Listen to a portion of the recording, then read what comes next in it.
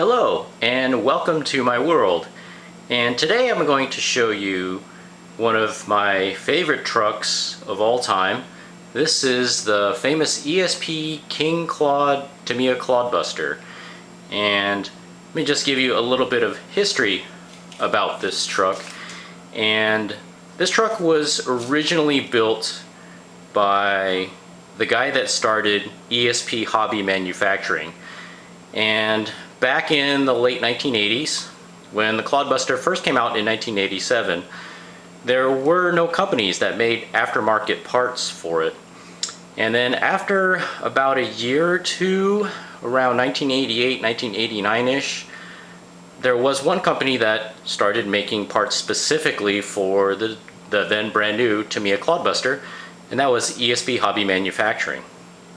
And if you saw my other video on my Clodzilla IV Gravedigger truck, you know that I bought my Clodbuster originally in 1987 when it first came out, and I started looking through RC Car Action magazines and looking through the ads, and sure enough there were ads from ESP, and they advertised parts specifically made for the brand new Tamiya Clodbuster. So way back then I started buying parts from ESP for my truck. I bought ESP chassis brace and an ESP suspension lift kit and ESP suspension stabilizers for my truck. And one of the things I also ordered at that time was this ESP catalog right there. And if you notice, on the cover of that catalog is the ESP King Clod. And that was the truck that I copied and wanted to make my truck look just like that one you see there on the front cover of the catalog. Now, of course, back then I didn't have the money to do that, so all I could afford were just the few parts I bought and this catalog here. But I always lusted after the King Clod right there on the front cover, and that truck there is this truck right here you see in front of you. And how I got the King Clod, just a little bit of a story. Back in the late 1990s, early 2000s, I was a poster on the RCMT message board, which was an internet message board specifically just for RC monster truck fans.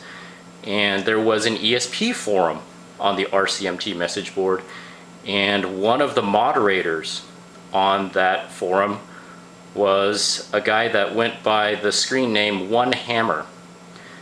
And I used to post a lot in the ESP forum because I knew a lot about ESP parts since I put them on my truck. And one day I got an email from One Hammer, and he knew how much I loved ESP products and I seemed to know a lot about them.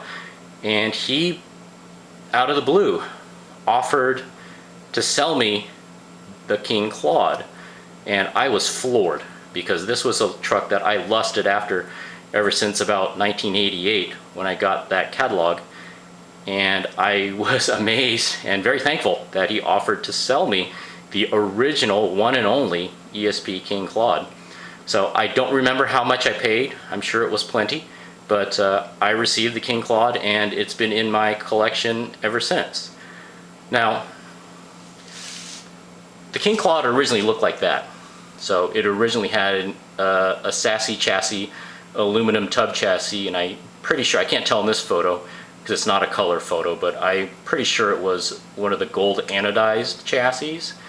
And it was swapped out for the Clodzilla II chassis that you see right there. As soon as the Clodzilla II chassis was released by ESP, then it was swapped onto this truck. But the rest of the truck was exactly as you saw on the cover of the ESP catalog when I received it. Okay, so I've made some changes here and there, and I'll be talking about those changes that I made to the truck recently. But let me just give a few details about the truck, and we'll start at the top. This is an original 1987 era Clodbuster body, and it has the bow tie grill on the front. You can see right there. and it has the Chevrolet on the tailgate. Now this body has the ESP dual tube rear bumper on it, anodized in gold. So I've never seen, and also on the front too, ESP front bumper with brush guard, anodized in gold. And I have never seen those parts in gold before. So I think they were specifically made just for the King Clod. On top, the roll bar is an ESP quad tube roll bar with 5 ram lights on it, and those lights are operational. I'll turn on the switch in a minute. And the blown V8 sticking out through the hood, that was originally from a Kyosho High Rider Corvette kit. And if you notice, originally the valve covers say Kyosho on them, but they're covered up with ESP decals right there. And the headlights are one of those old incandescent light bulb kits from Tamiya, and the ram lights also have the original incandescent light bulbs in them. And I'll turn them on. There's a switch underneath the rear fender well right here, and that's one of the things I changed on the truck. Was I powered up the lights with a 6-cell battery case, battery holder that I bought from Amazon that has a on-off switch, and that is mounted with servo tape underneath the rear bed. So the on-off switch is right in the rear fender well right there, and there they are. Not as bright as LEDs, but they give that classic glow, yellowish glow of an incandescent light bulb. Let me turn those off. Now some of the changes that I made to this truck are I put JPS wheels, JPS machined aluminum gear cases, axle tubes, steering knuckles, and also JPS ladder bars on it. And when I started making, those are recent upgrades I made to this truck. I bought those, all of those JPS parts a long time ago, right before JPS went out of business. I bought them secondhand off the RCMT message board, and I just put them away in a box, and I kind of put this truck in storage. I just didn't have time to work on it, so I just kind of left everything in storage for quite a long time, until about maybe 2 years ago, maybe a year and a half ago, and I dusted everything off and started putting it all onto this truck. I had planned to make these upgrades to this truck a long time ago, because originally this truck had the stock Tamiya plastic ladder bars painted in gold, because this truck has a red and gold color scheme to it, and also it had the stock plastic Tamiya gear cases and axle tubes. But I wanted, ever since I bought this truck, I wanted to upgrade it to the JPS parts. And let me show some of those right here.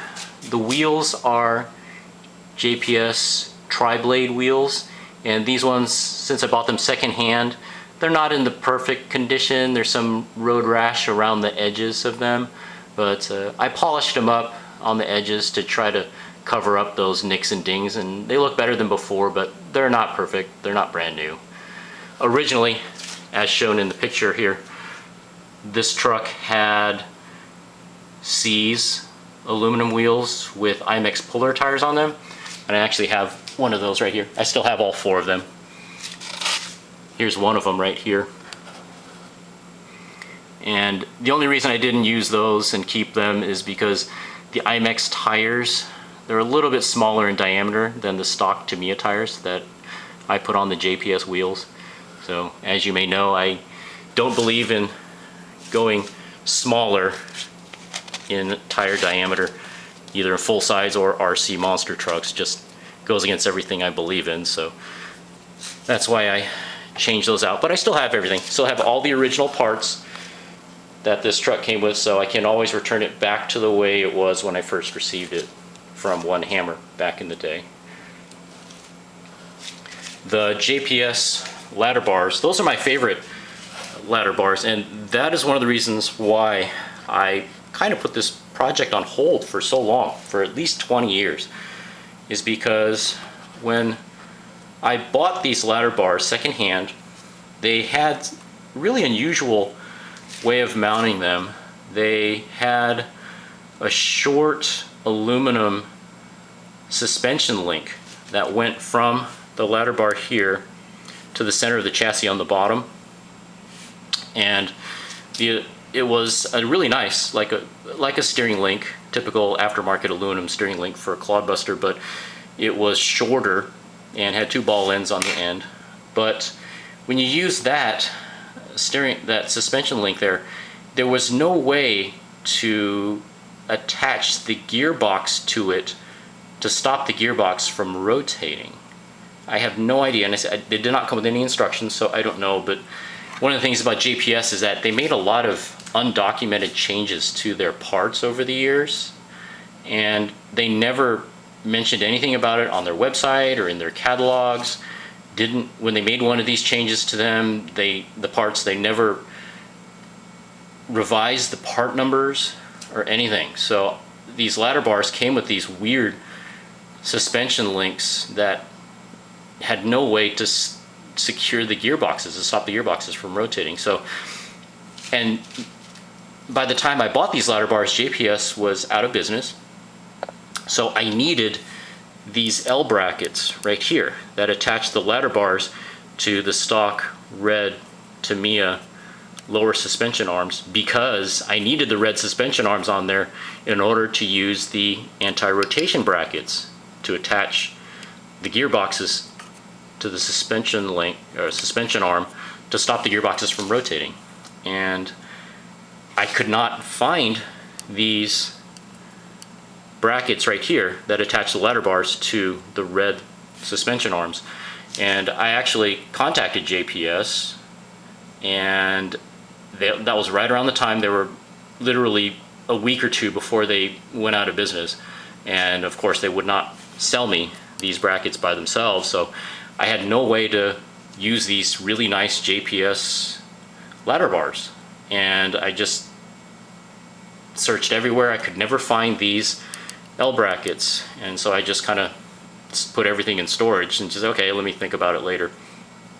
And up until about a year or two ago, I found online on eBay a seller in Michigan, shout out to him. He actually makes reproduction versions of these JPS L brackets right here, and which is exactly what I needed. So as soon as I found those on eBay, I placed an order, and that's what kind of kick-started me in working on the King Clod again and getting it up to the standard that I wanted to with all this fancy machined aluminum parts. So shout out to him. If he's watching, shout out to him, the seller in Michigan who still makes those, and they're still available for sale right now on eBay. So if it weren't for him, you would not see these ladder bars on this truck. So I love the JPS ladder bars, by the way, too, because they are the only machined aluminum ladder bars for Clodbusters that have machined plastic bushings inside the ball joints right here. And those plastic bushings prevent the aluminum ladder bars from coming into contact with the aluminum ball joints on the axle tubes. So you don't have any aluminum on aluminum contact there, which would wear out the aluminum parts and has a lot of friction on it. So the JPS ones are the only ones I know of that have really nice machined aluminum washers, kind of, that go in there that prevent that aluminum on aluminum friction with the ladder bar and the axle tube. So very nice. And JPS was the only company that has that feature. All of the other ladder bars for Clodbusters out there always have aluminum on aluminum right there on that ball joint. So the other parts here, you can see the JPS aluminum gear cases, the aluminum axle tubes, and aluminum steering knuckles. All of those I bought years and years ago, just had them in storage. They were used secondhand, so just like the wheels, they're not in perfect condition. On the underside, there's a few nicks and dings on them, but they're still in really good shape, so they look really great on there. While we're here looking at the front axle, this truck does have four-wheel steering, by the way.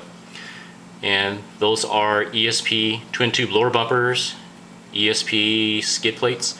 Those twin tube lower bumpers are also anodized in gold, just like the bumpers on the body of the truck. I've never seen those bumpers in anything other than just machined aluminum, plain machined aluminum, non-anodized. So I think these might have been specifically made for the King Clod.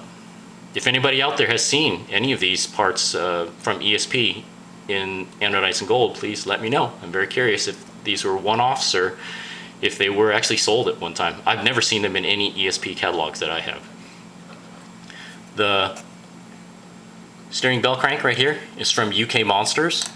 I would have liked to have used an ESP steering bell crank there, but I only have one extra one. I don't have two. So I'm still kind of looking for one. I may swap out this UK Monsters one for an ESP one in the future if I can find a second ESP one. Not because I don't like the UK Monsters bell crank. It's really, really nice. It's my favorite one of all these aluminum bell cranks that are on the market. But I would like to use the ESP ones just because this truck was originally built by ESP. The steering linkages, the original steering linkages on this truck were these ones right here. The ESP ones that used new aluminum steering links, but they also used the stock Tamiya red plastic ball ends, and I've never liked those because those plastic ball ends just have too much play in them. So later on, ESP came out with these steering links that have ball ends that were made by Rocket City Specialties originally. Like if you look at my Clodzilla IV Gravedigger truck that I did a previous video on, all of those ball ends on that truck were made by Rocket City, and that company went out of business, so they later switched to Dubro. And so these steering links you see here, these ball ends are all made by Dubro.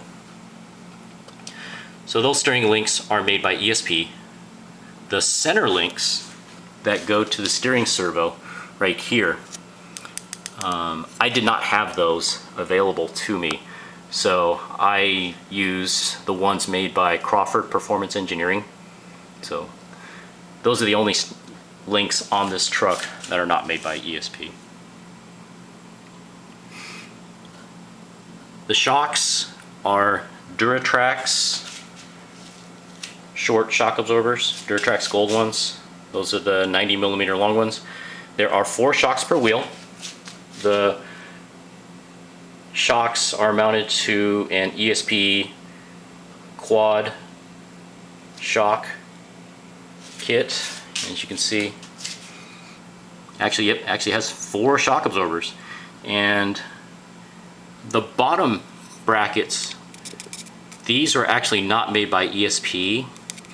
These ones are custom units that I designed and made based on the original ESP design for their brackets.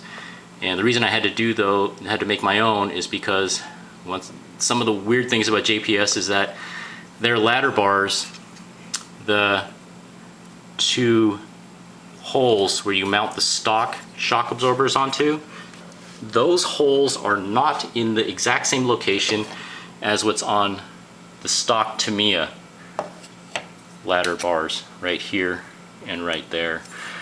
This is one of the great mysteries of JPS, is that JPS, sometimes their parts had little differences from the stock Tamiya parts that they replaced. So it was up to you to make it work somehow. And of course, JPS never provided any instructions with their parts. So the original ESP quad shock mount, the lower bracket that came with the King Clod, did not fit onto the JPS ladder bars because the screw holes on the ladder bars were not in the same positions as the screw holes on the stock Tamiya ladder bars. So I had to make my own lower brackets right here, design those, and I sent them out to a machine shop to be made. And they basically have the same geometry and the same shape as the original ESP quad shock, lower shock brackets, but the screw holes are in different locations. so that they will bolt directly onto the JPS ladder bars, as you see. So those turned out really well. I was happy how they turned out. One thing as we swing around the truck here, you notice the wiring on the truck. The wiring is actually monster cable speaker wire for home audio systems right here.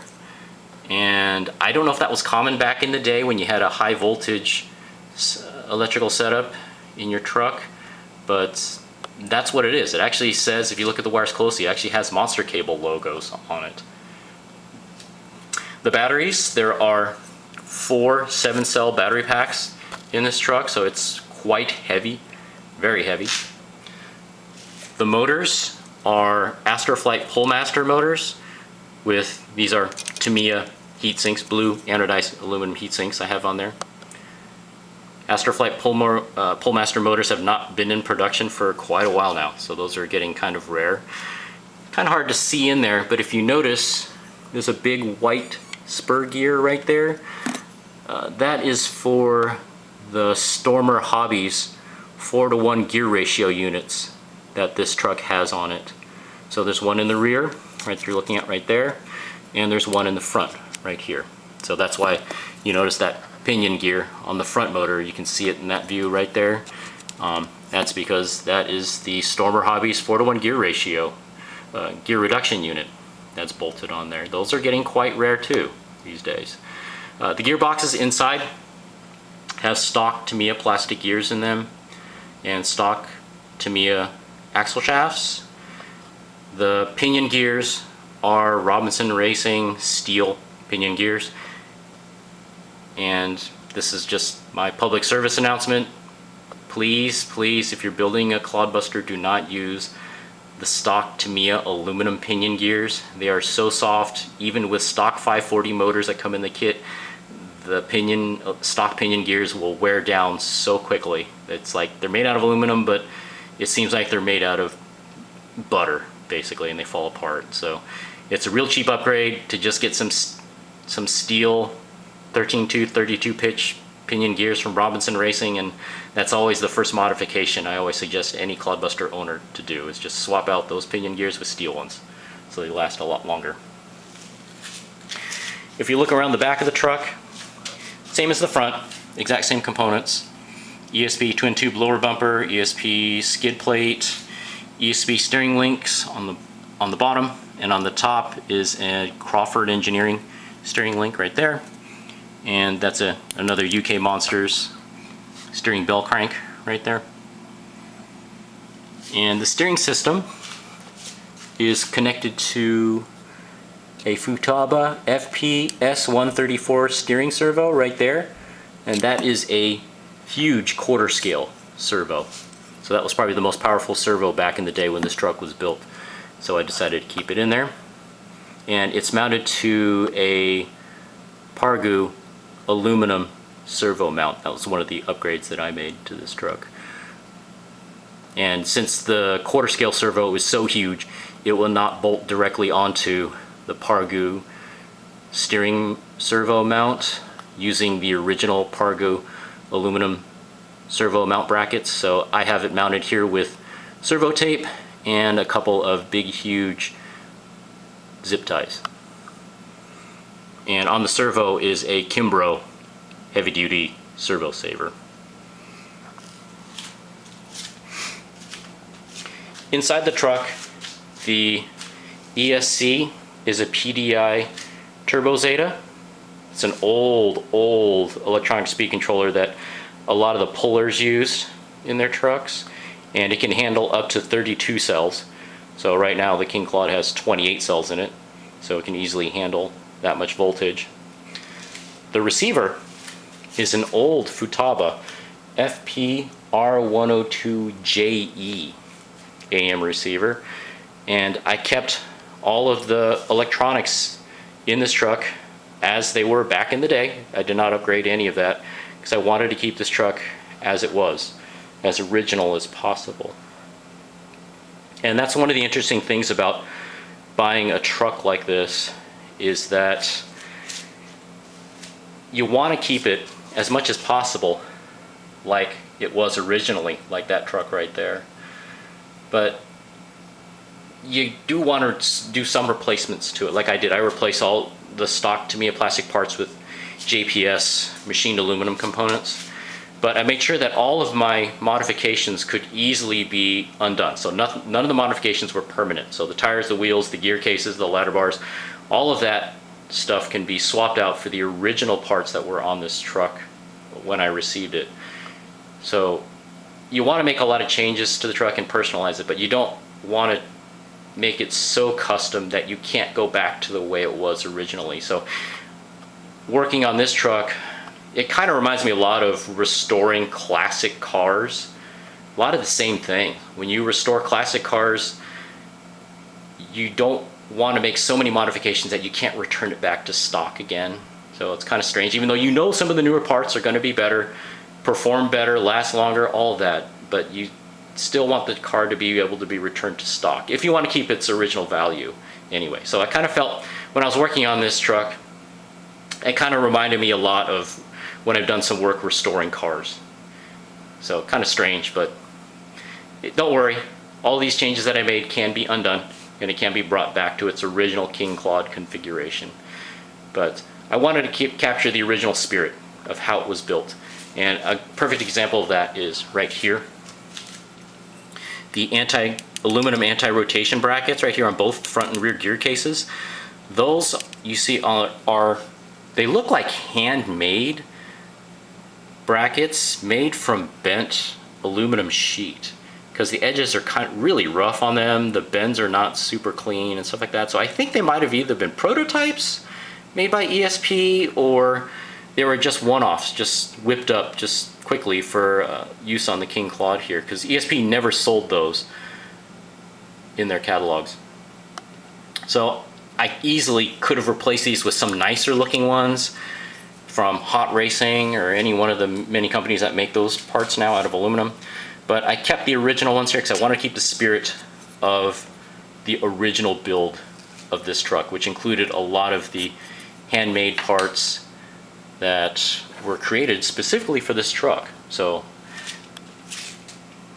it's kind of weird when you work on a truck like this. You want to keep its original spirit as the original builder intended, even though you may change a lot of the parts on it. But I think I did pretty good on it. It's still performs exactly the way it did. It's big, it's heavy, extremely heavy.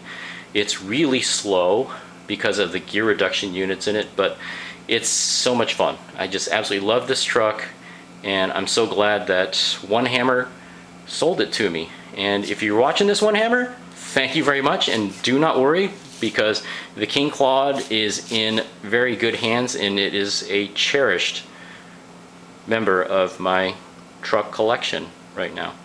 So anyways, that is the ESP King Clod Clodzilla II Clodbuster. So if anybody has any questions or comments, please do me a favor, leave them in the comments below, and I'll catch you in the next video.